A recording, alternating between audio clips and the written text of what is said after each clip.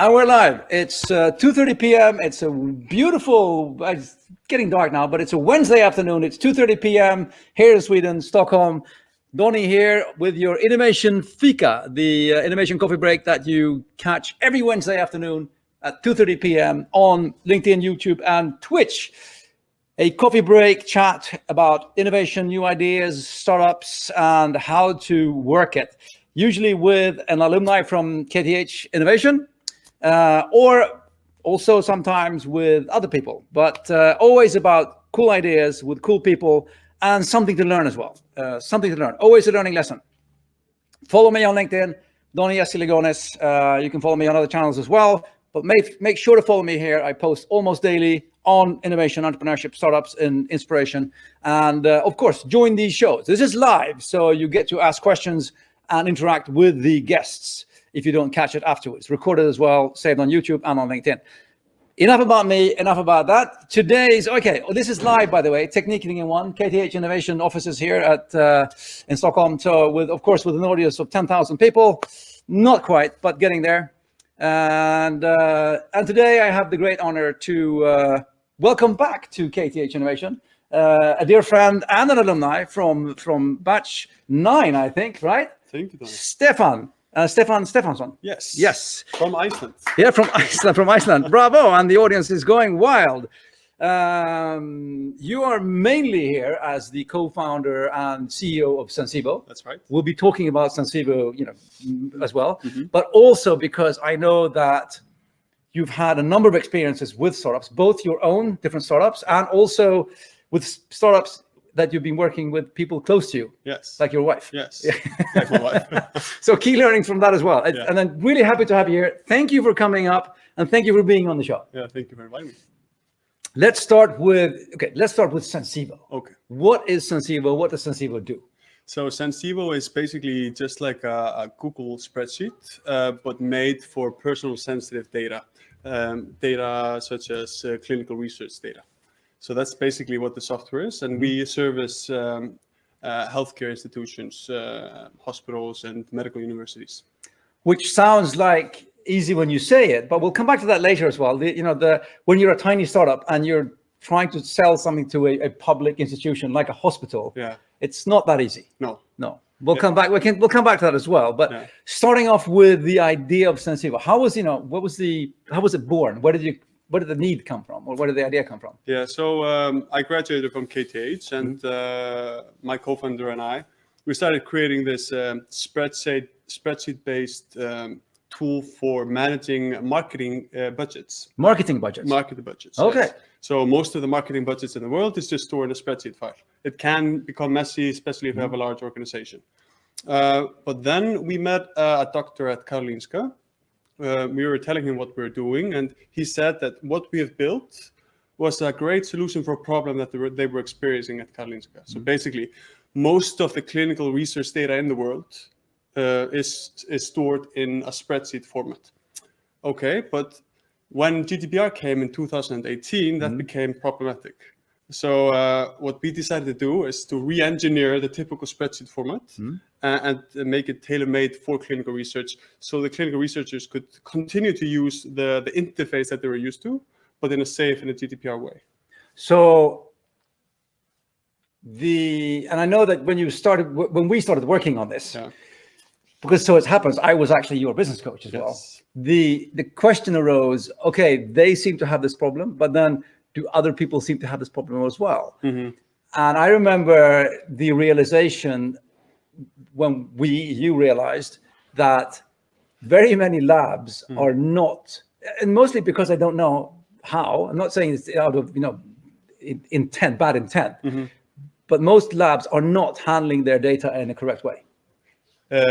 Yes, I think it's safe to say at least that in public organizations, there's a tendency to not always follow the rules, especially because of how the structure is. So you have maybe some kind of IT department for a large organization which is public, such as Karolinska or any other hospital, and they might suggest the researchers how they should work. what solutions they should use to store the data. But then the decision on how they actually do it is made on a group level. Okay. And of course, the interest of the researchers is to make breakthrough discoveries, not think about like all the day how they're storing the data. So that's one of the reasons why this problem exists. Yeah. And I remember another interesting thing that occurred, and that we I'm saying we all the time, but that was a learning as well, was that many people said, well, there's already software in place for all data in clinical research. Why are you bringing another software tool? And our software does this, and there was these huge software things. And I clearly remember when you said, yeah, but we're not doing this. We're doing this. Yes. And we're doing it really well. Yes. So, I mean, you just have to ask yourself, like, why are all the research data stored in a spreadsheet? And the reason for that is because the available solutions are made for a specific type of data, and that is clinical trial data. So most of the research done in the world is observational research, where you just observe a patient over time and try to predict what contributes to a worse or a better outcome. I fell out there. I was so. What was the direct question? Now, the direct question was, when people said, yeah, but our yes. So all the tools were for this clinical trials, which only accounts for about 10% of clinical research.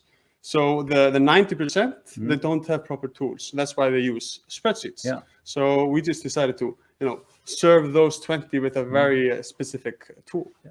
And another thing that happened was also when because I know that you came sort of in with a product that you were very product oriented, with spreadsheets oriented.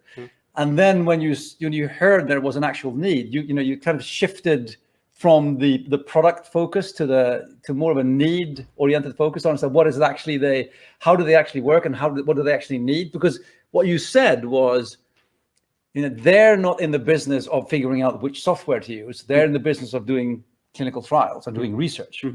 So they just need to have the right tools. And that was also a shift I felt in Sensivo in the beginning, when you sort of shifted from a product focus to a more of a need focus, right? Yeah, we were basically creating a tool that we don't want them to think about. Yeah, it's just there, and it serves its purpose completely.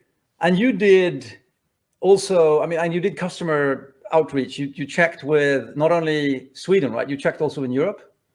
We wanted to try to figure out if our hypothesis were true. Like, is most of the data being stored in a spreadsheet, or is there a very good solution that people are using? And that's what we called researchers, and we hired researchers to do the research for us, a lot of research. So we wanted to make this clear if there was a need there. Yeah. And there was. There's definitely a need. Yeah. Okay. That sounded like there's a but there as well. Yes. And what are the, give me a couple of the, but on the other hand, most of the observational research is happening in medical universities and hospitals. And what these types of institutions have in common is that they're public. So it's when you are a startup with limited resources, you're competing against companies that have usually a lot of resources. So it's very hard to get in. And if you feel like there is a desire to use your product, that desire does not mean that they can instantly buy things. It means that you have to go through procurement processes, and you can even convince like a small team to buy your solution, and that's okay, and they can buy it and start using it. But inside organizations, there's usually a cap on how much these teams can spend for organization-wide. So it creates a lot of problems capturing the money. So even though you have a product that people want to use, you have to be able to figure out, like, can they actually pay for it, because usually in this field you don't have credit cards available to input in a self-service onboarding. So how did you go about getting in? What was quite interesting in the beginning is that we had a specific team at Karolinska that had this problem, and they were willing to bet on us to create a solution. And I've always found it interesting to have customers before you build the product, and that's what we had in this case. So we wireframed the idea how the software would look like, and bounced the idea and the drawings and the progress off with our team that we did the pilot with. Yeah, so that was very helpful in finalizing the end product.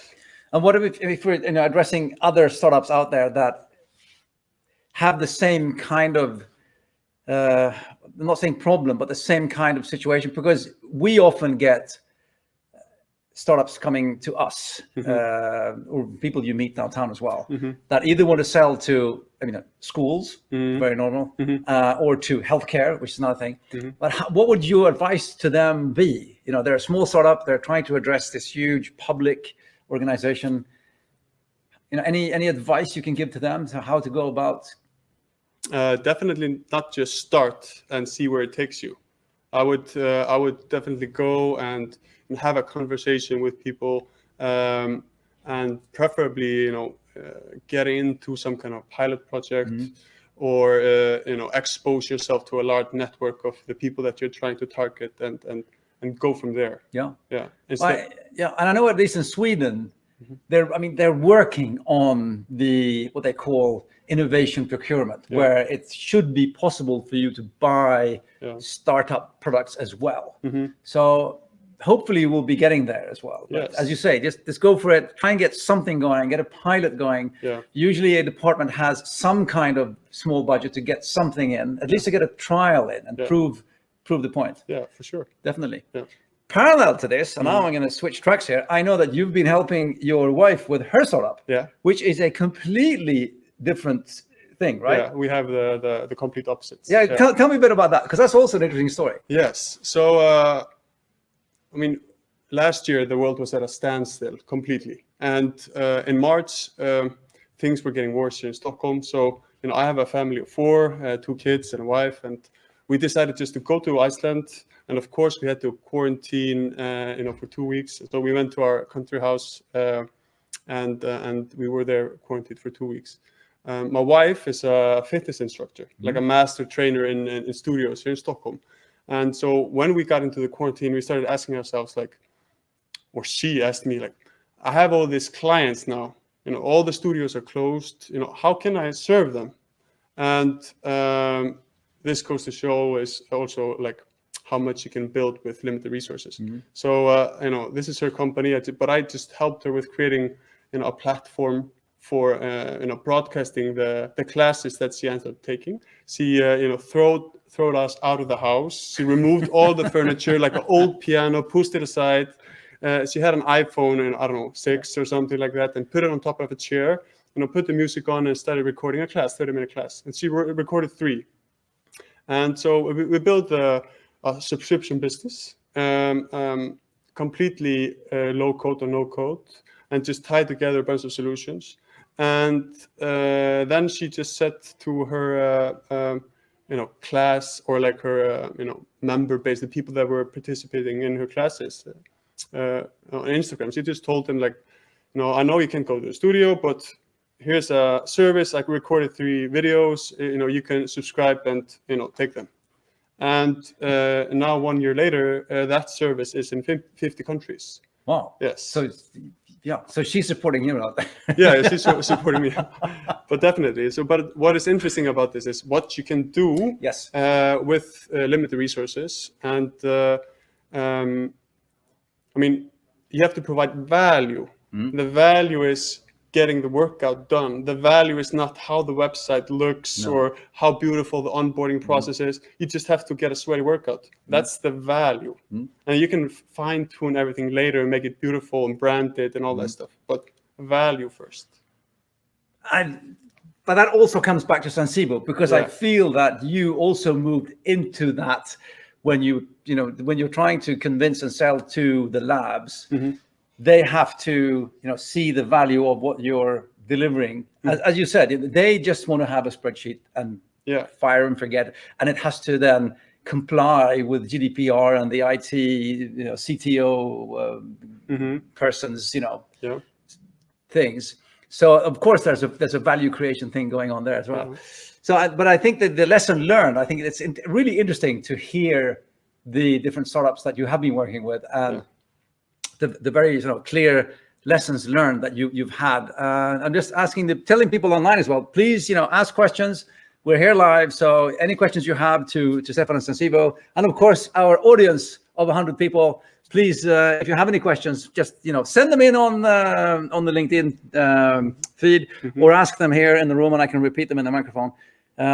Just get the questions going. We have another couple of minutes of the broadcast, so we'll move down towards the ending and the key learnings of these two things, and I still have a number of questions that we can fill in. But anyway, coming to the end then, of course, all of my guests always have, the top 3 tips to share with the people. What have we learned during the journey so far? Don't do this because I did, or do this because I did. But anyway, so Stefansson's top 3 tips today for aspiring entrepreneurs. We'll start with tip number 1 being, here you go, build value, not a startup. Yes. So, I mean, I was guilty of this in the beginning. I've built several products. Some of them have made it into a company. Some of it has not. But like in the beginning, I was very fascinated about the startup lifestyle. And what does that entail? I mean, talking to VCs and, building a successful product and, having a cool company, all that stuff. I found it, interesting, and I still find it interesting. But what I've shifted my focus towards is, like I just told you, you don't need to have the most beautiful logo or the most beautiful website and spending hours and hours and hours, fine tuning something in the user interface. If you have a software, you have to create the value, and the target customer has to be able to see that value and experience it. And I think that's really important, because if you focus too much on, you want to build a startup, you're so intent, I want this company and I want employees and I want this to happen, and you lose track of what you're actually you should be creating instead, right? Yes, definitely. But also, people have various stages of experience, and you might need to learn this as well. I mean, I don't think I would be able to get to this point without having to go through these stages first. Well, that's usually the way it is. That the future is always kind of a fuzzy gray thing, and the past is always a very clear red line. But and you have to walk all the way up to here. So I completely get that. Tip number 2 from Stefan is, this is a good one as well. Think distribution, not product. Think distribution, not product or production. I mean, I think finding a good business idea is not that hard. There's a lot of good ideas. Usually you can build them with the resources you have. Sometimes, like, you have to go into stealth mode, you have to raise money, like pharmaceuticals or drugs, like you have to get money. But getting the good idea is not that difficult. But once you have that good idea, like, how are you going to push it to the market? What channels do you have? For example, in my case with Sensivo, what is the target group? Is it data processing officers, or is it the researchers themselves? So if it's the researchers, where are they? Can I target them through Facebook, or do I need to target them through LinkedIn, or are they not there and I need to go to conferences? That type of stuff. And then when you have a company like with Sarah, which is my wife's company, how do you target the women there? Is it word of mouth? Is it referrals, or is it directly through Facebook or Instagram? Like, it's different. And I feel like knowing a proven way of acquiring traffic to your website, because I'm talking about software here, is the most important thing for me now when I think about what to build. I think that is an excellent second key learning. Is when you getting a good idea is one thing, but how do I get this good idea to the people who are going to use it? exactly. Really good. Thank you very much. And then, of course, we have tip number 3 from Stefan being, when small, use small doors. Okay, you have to explain. You're paraphrasing probably. I know, I'm paraphrasing what you said me, but it's all about, when you're small and you're trying to, hit like a big public company. Yeah. How do you get it? Because you cannot use the same door that maybe, the other big software company uses. Yeah, you have to have like a Trojan horse or something like that. I mean, it's difficult, but now if you want to try to, let's say we take the healthcare sector, for example. Most of the stuff in the public healthcare sector is out. You have to bid for it. So it's procurement. And one common method is there's a large organization that bids for the IT contract, and then if you want, you as a software provider can go through them and have them sell the product, and they take a cut. So that's one of the ways to get in if you want to get in. So that's one of the Trojan horses that you can do. Yeah. And I know that especially applies to when I'm talking about software. When it comes to like development, like IT development, and you're like a small web agency or an adjacency. One tip is then always, if you're trying to sell to like KTH or whatever, find out who is selling to that company or that organization today, because chance is that they might need, if you have a specific tool or service, then they can sell that for you. And I mean, we see that all the time when it comes to specific software that you have to, then you can procure it through already signed off companies. Yeah. So that's definitely a really good tip. And also other ways in. I mean, there might be private actors as well, right? Especially in healthcare in Sweden, you have about a public and a private sort of side where you can get things going, especially if you want to, get something out on the market. Yeah. Very good. Thank you very much, Stefan. Thank you. I mean, on this, as I said, this is just a coffee break chat, giving people something to talk about over their coffee. Recorded, saved on LinkedIn and YouTube, also live for the interaction. I will say thank you so much. Good luck in the future. Thank you. And I'm looking forward to not only reading about Sensivo's and, of course, your wife's successes, but also maybe some things coming on down the road in 10 or 15 years. And I'm going, oh, I knew that guy. He used to be the KTH. No, really, thank you so much for coming in. And good luck for the future. Yeah, my pleasure. Thank you. Thank you.